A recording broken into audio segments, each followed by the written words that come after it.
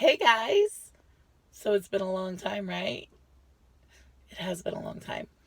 Um, as you can see, or hear, still very crackly. I don't know what to call it. But I'm alive and well. I did have a short hospital stay um, into December, mid December. Well, it was mid December because I got out on my daughter's birthday. So I got out on the 15th. Um, I signed myself out actually against medical advice. I probably needed an extra day, which is what the doctor wanted to do, but it was my daughter's birthday and I didn't want to miss that. Um, as it turned out, I probably should have just stayed another day. We were going to surprise her, but because of how I was feeling, we actually just let her spend that night at my mom's, and I didn't even see her that night. I did talk to her on the phone, and my mom did make it special for her. But it's not the same as like me being there. But she was super surprised when she got home the next day and mommy was home and I was feeling much better. My oxygen was much better that day. I am still having breathing issues, I guess you would say. The oxygen itself is better. Um, when I'm up and moving around, I may go down to like 92. And when I sit down, I'll go up to 95, 96, 97, 98. Um, it wasn't that way when I first got out of the hospital, obviously. And when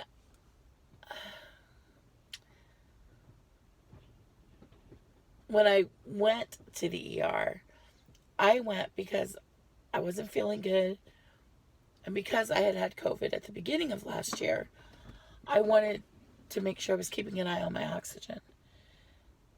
And when I was in the hospital then, in the critical care unit, well, ICU, they had me quarantined, y'all.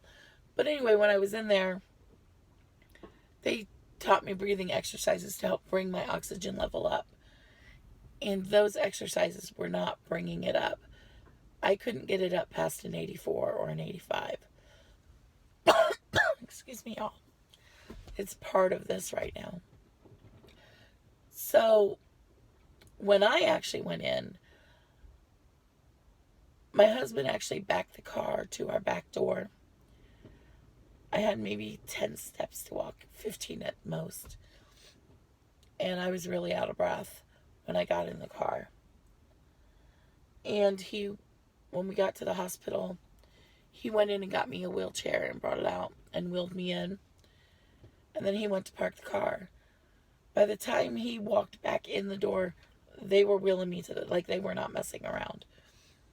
They asked what is wrong, and I'm like, I just can't get my oxygen above an 84 or an 85, even with all the breathing tips they gave me last time.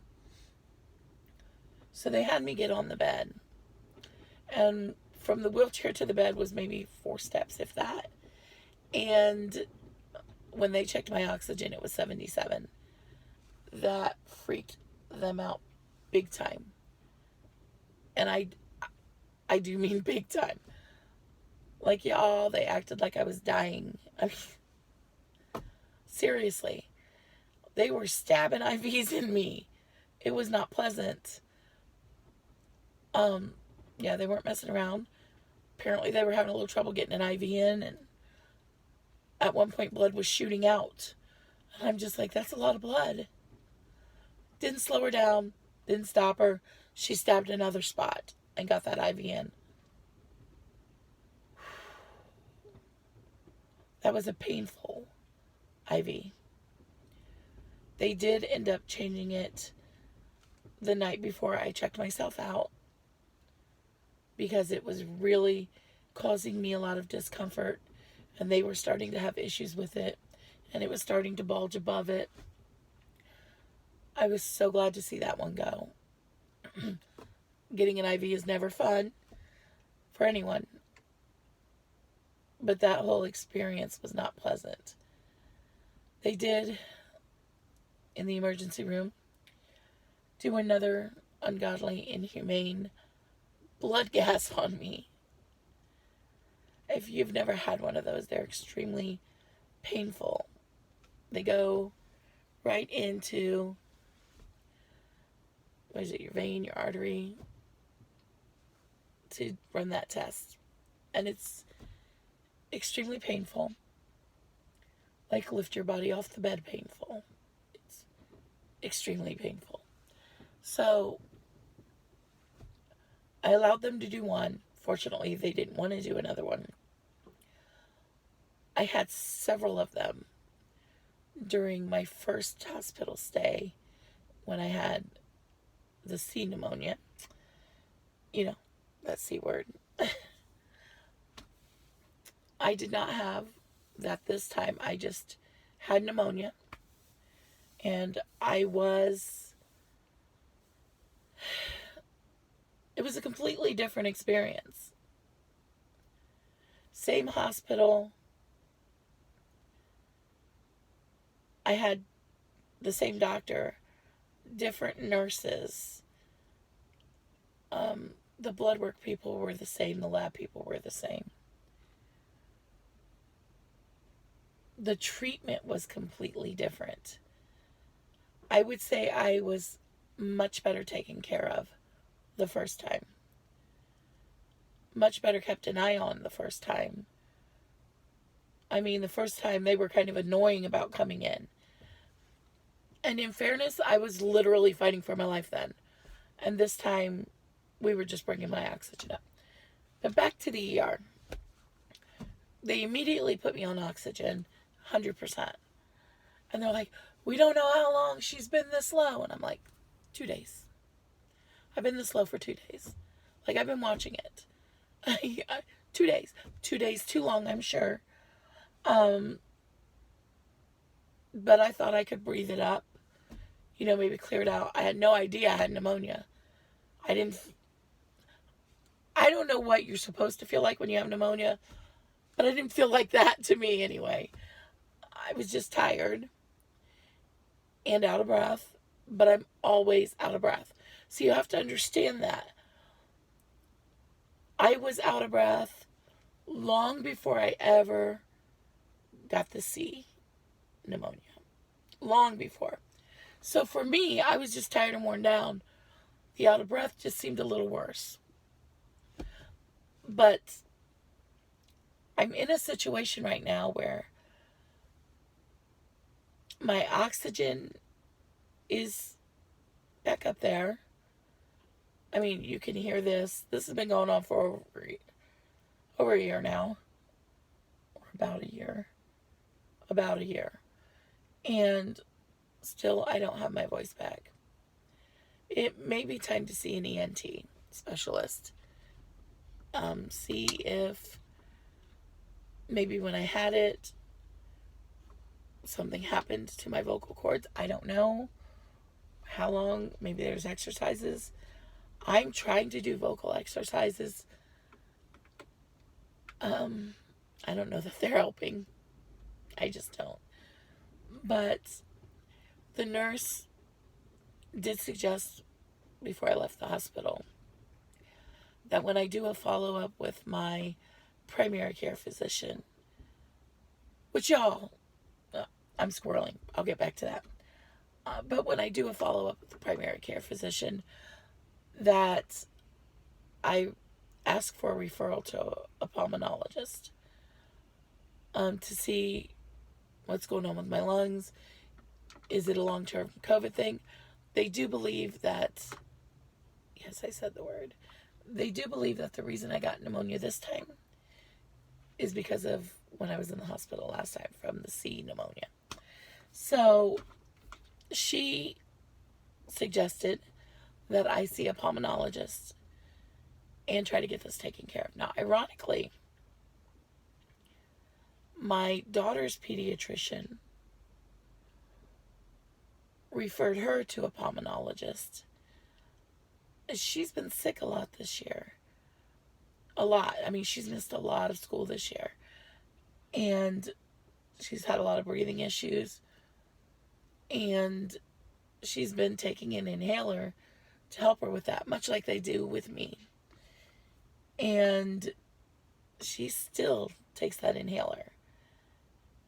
In fact, she missed school yesterday. She went to the nurse today, but because she didn't have a fever, they didn't call me or send her home.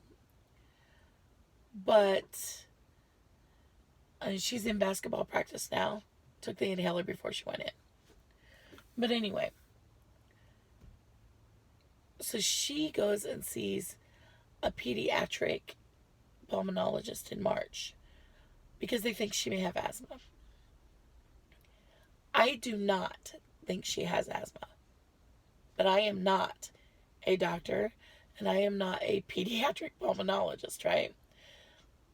There's no denying she's been sick way too much this year, way more than normal, and the sicknesses have been lasting way longer than normal for her. I mean, what would last most people 2 or 3 days, she's usually over in a day or less. And what would last you a week or two, she would be over probably before a week. Usually.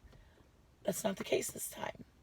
And it seems like that just as soon as she starts to get over it, that she gets sick again. All these people are going into our local Y. If anybody's wondering about the people behind me. Like I said, she's at basketball practice. But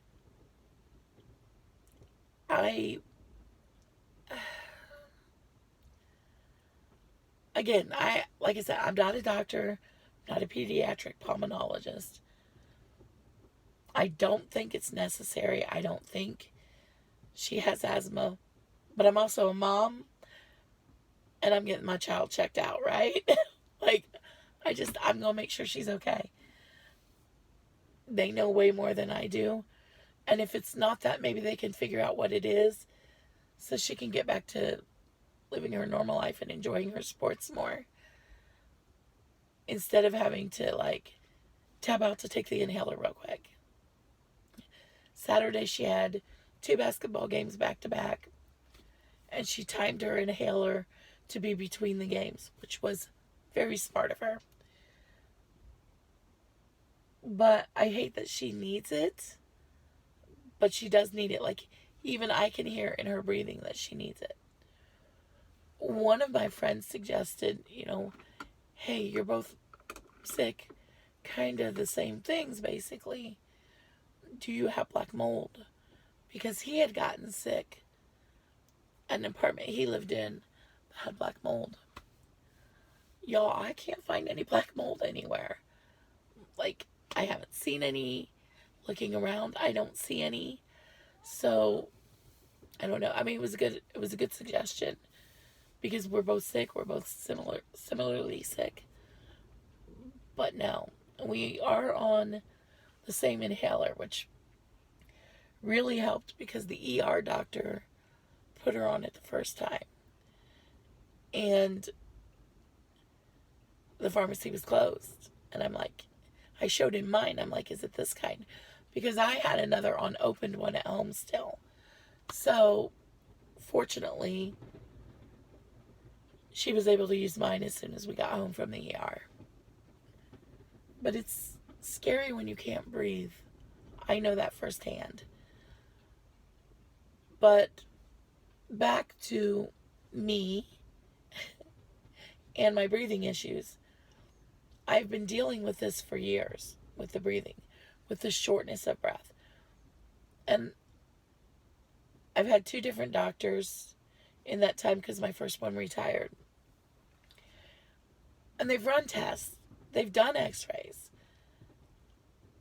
And nothing. I mean, I've had this scan on my chest, on my lungs. The last hospital stay, they did that dye that goes through to make sure there were no clots. No clots. But Still, I have breathing issues. Everything appears fine, except for that. I've always assumed it was weight related.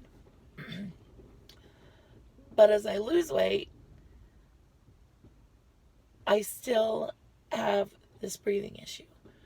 Now, I will say it does get better, and it does depend on the day. If my allergies are worse a certain day, then the breathing will be worse too. If I've pushed it too far, say I've stood too long, or I've done too much, the breathing will be worse. If I'm in pain, the breathing is worse. Trying to think. Yesterday I did really great. I got in over 7,000 steps yesterday, which, y'all, that's incredible for me. Incredible. Because I've been trying to get to 4.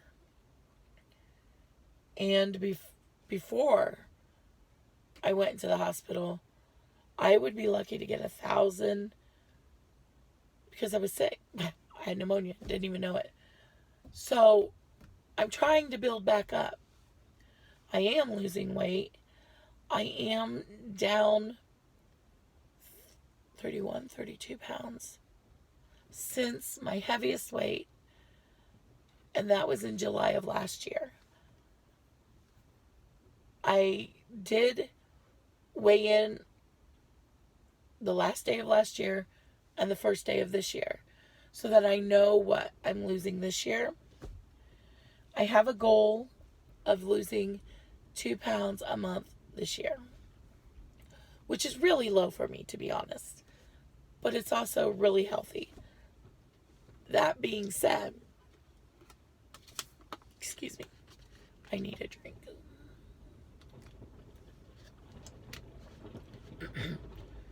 I don't know if you guys can hear the wind, but it's rocking in the car.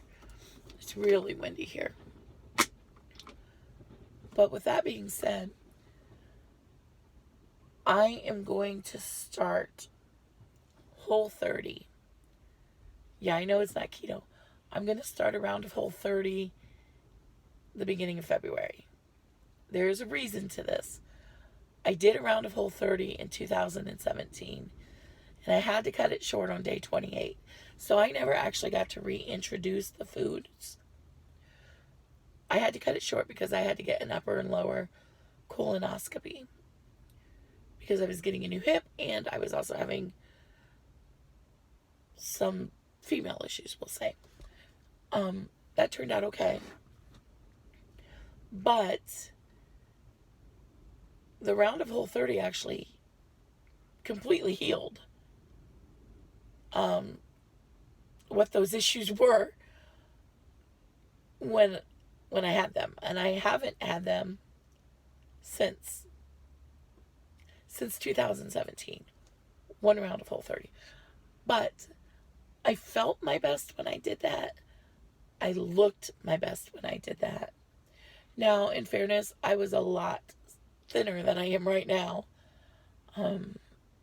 Skinnier, thinner, lighter, however you want to call it. I was a lot less.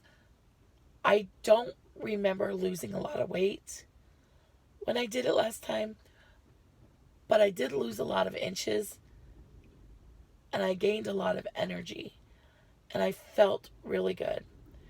And it just happened that I also had labs done at that time at my endocrinologist's office. And they were amazing labs. Amazing labs. She was really pleased. So,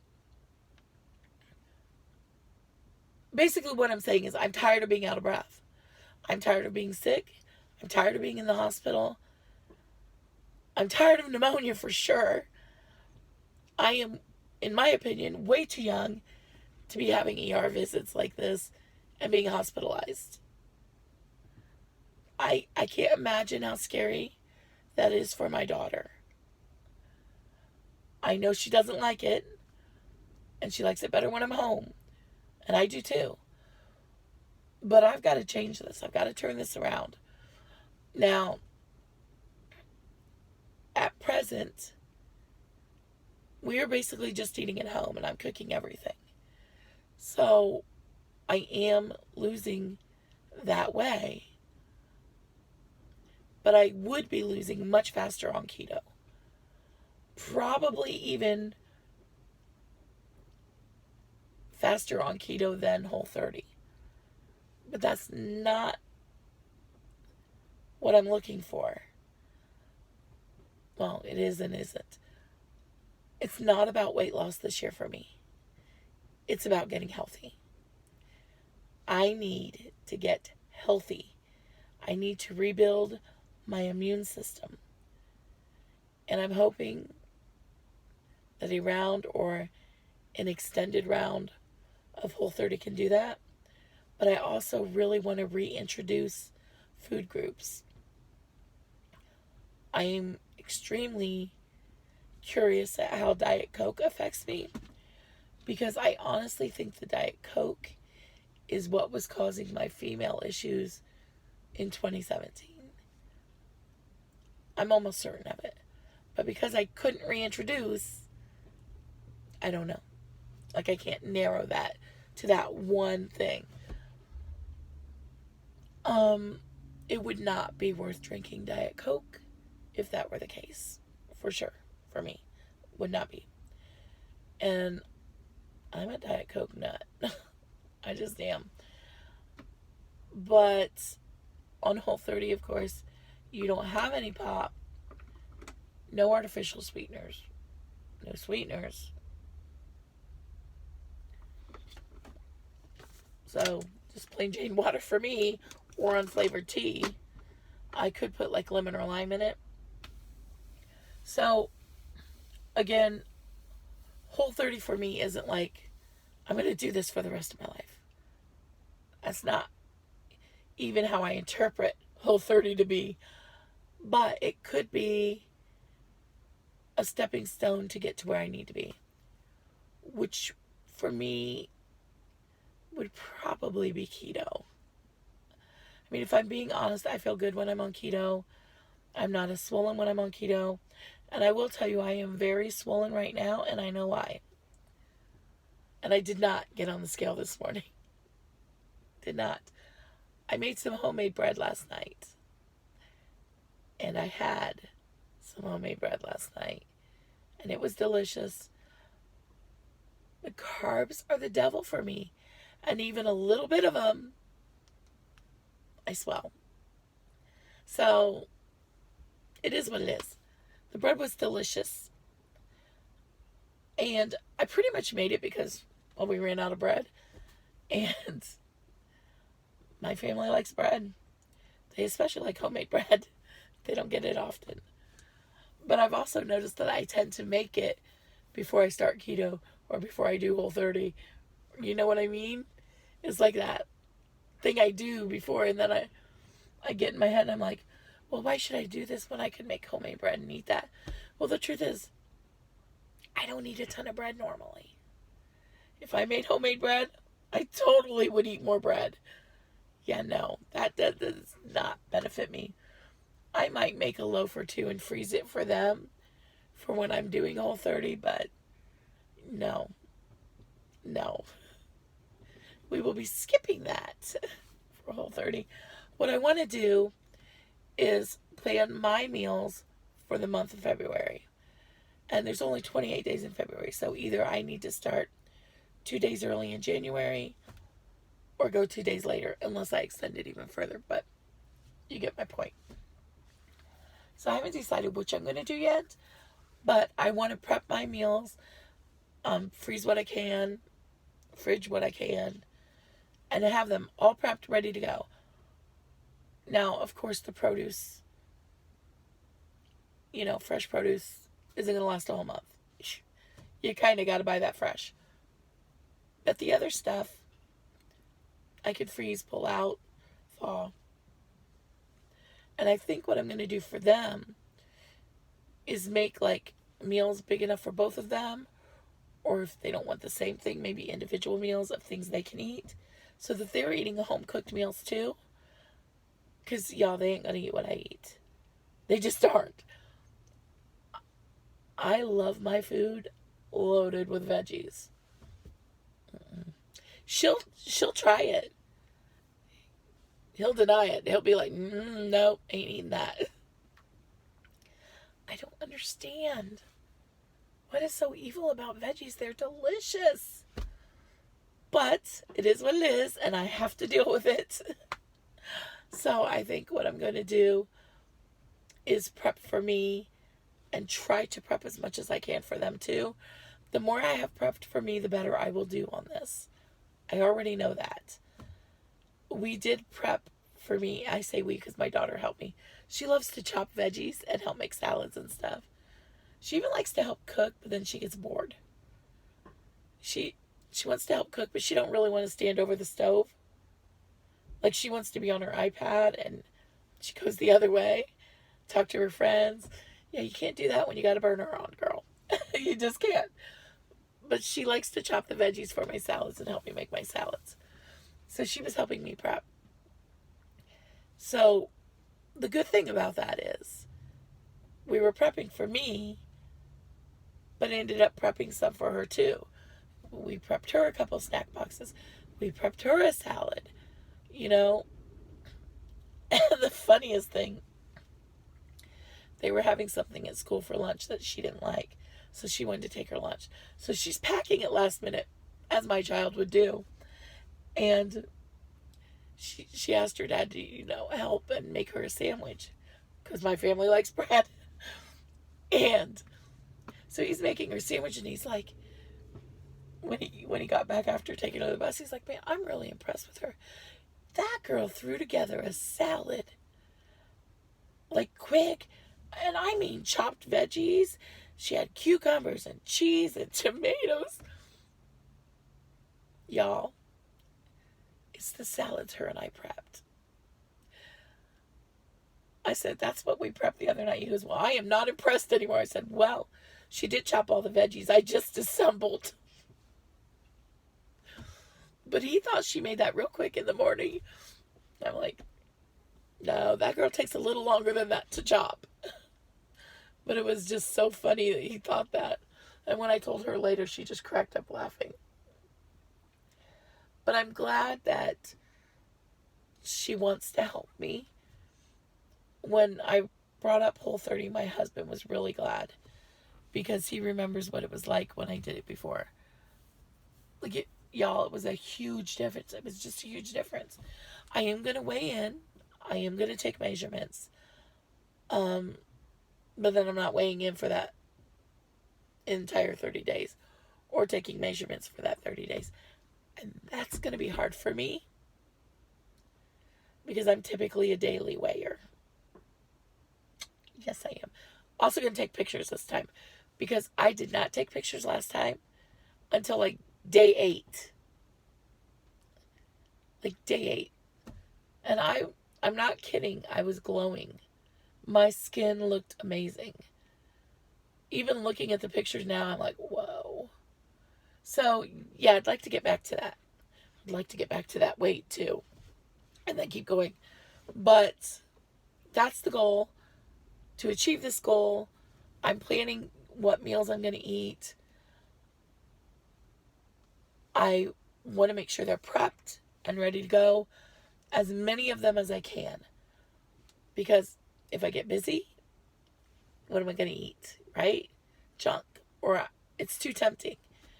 But if it's there, it's heating. Grab and heat. Or grab and eat if it's a salad. If I get sick, it's there. One thing I will be prepping is chili. No beans, of course. Loaded with veggies. Because if I get sick, I'm definitely going to want something like that. I have to think of these things because I've been sick a lot this last year. Well, last year. Let me tell y'all, 2022 ain't missing it. I was so glad to see that year go. So glad. But this year has to be about healing for me.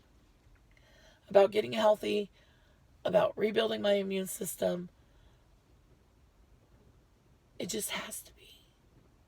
I am too young to be getting pneumonia twice a year. So bad that I'm hospitalized twice a year. I really thought it was allergies. Like I had the sore throat. Maybe I was starting to get sick because I was feeling run down more. But I kept an eye on the oxygen. And that number bothered me. And I went in and they freaked out. They literally freaked out. It was crazy. It took them 6 hours from the time I went in till I got in the room with my bed. And that nurse was not happy, the nurse in my room, on my floor, because I still had, I don't even know what it is, for the oxygen on. They're like, you should have been more stabilized before you came up here. Y'all, I was fine. I was ready to switch. Like, I was fine.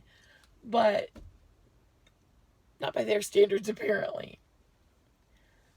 The breathing treatment really helped me. And I need to talk to my doctor about prescribing me the things I need to do that at home, so that when I get sick, maybe I can avoid this whole trip to the ER. That would be helpful. I need to do that.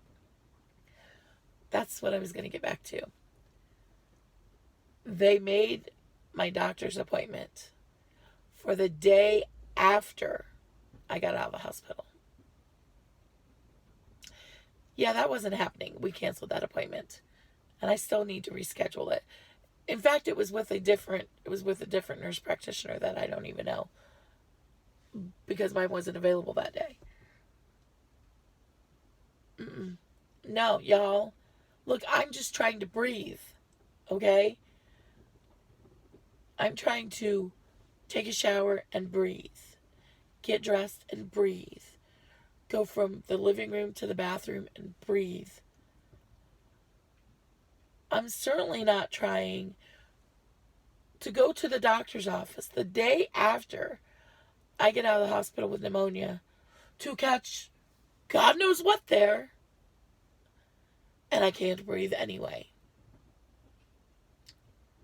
No.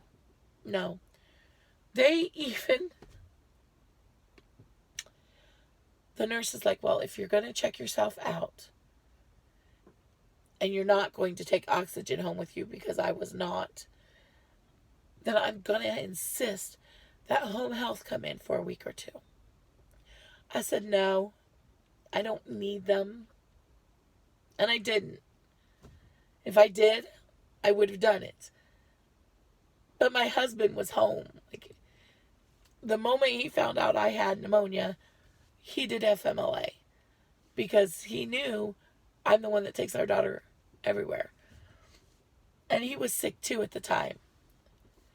And I told him, I said, call my mom, see if she'll watch my daughter, because she could take her to school. It's a drive. She can do it.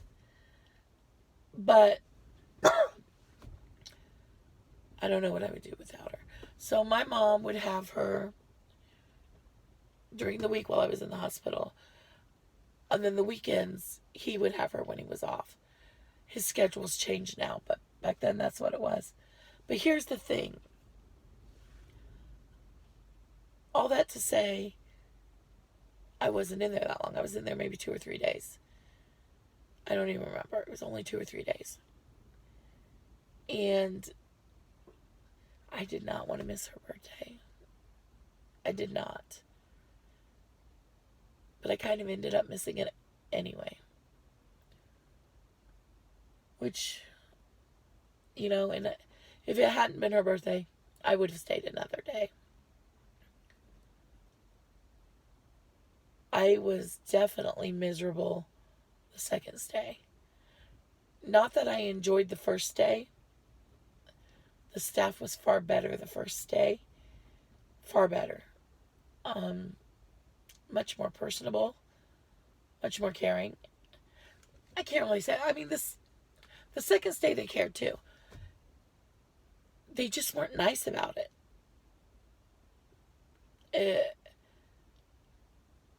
It was almost bossy in a sense.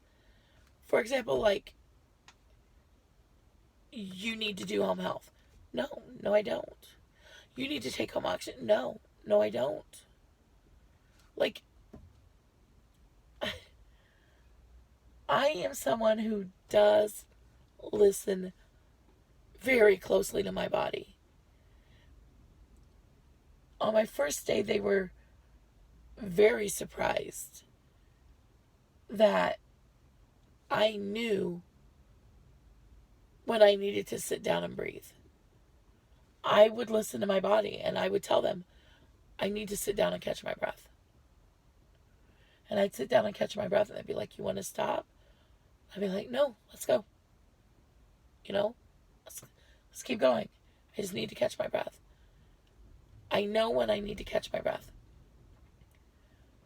But my daughter's been living with this for years now. My husband's been living with this for years now. I've been living with this for years now. And nobody knows why I'm short of breath. I've always assumed it was weight related. And I told them that. And they're like, no, I think you need to see a lung specialist. Why? There's nothing going on in my lungs except for pneumonia. They've done all the tests, y'all. Or at least all of them I know about.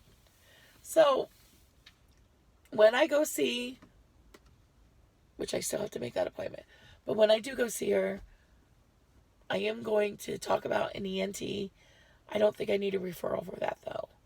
I am going to talk about a referral for a pulmonologist, and I am going to talk about the stuff for breathing treatments at home and what I can do to try to stay out of the hospital.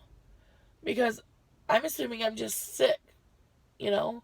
Maybe I've got the flu, maybe I've got a cold. Maybe it's just allergies.